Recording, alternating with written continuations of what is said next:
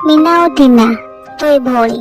मीना शांत स्वभावर, घर सब काम करे, माँ को मध्य साहाय्य करे। हेले टीना तार विपरीत, केवल खाइबा पीवा और फोन देखा छड़ा तार आ किछि काम न थाए। थरे मीना और टीनार माँ आसिकी टीना को कहले, ओहो ए पिला सब बेले फोन में व्यस्त रहिला। अरे टिके मीना ठार किछि सीख, केमिति मते साहाय्य करूची। आज तो बापा आसंतु। हेले टीना काहारी कथा को भी सुनेनी। दिन राति मजा मस्ती और चगलामी लगी थाए। दिने मीना और टीना बजार बुलिबाकू गले। हठात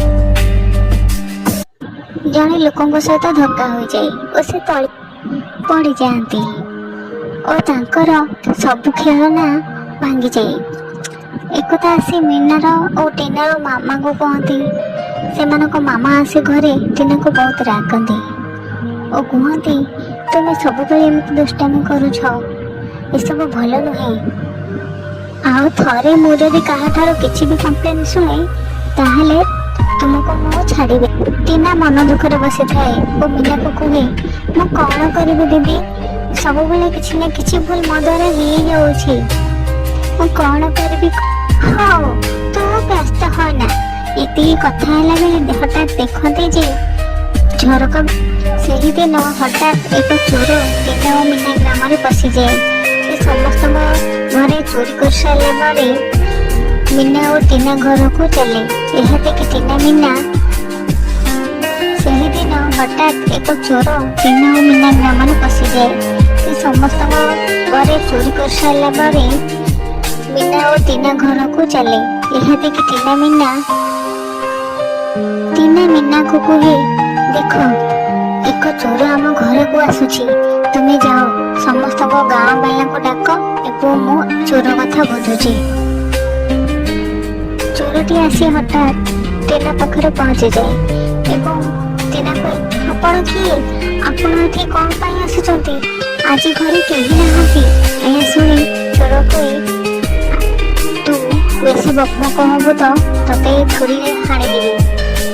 टीना कहे, अरे नहीं आपण शुणु, मो इलिशी माछ तरकारी करिछि, आपण खाइबे कि।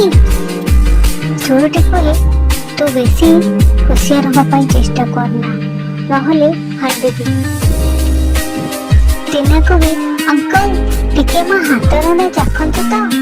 चोरटी छोट पिला भावे टीना को ता कथारे राजी हो जाए एवं खाई सारा पर निद आसे, से सोई पड़े।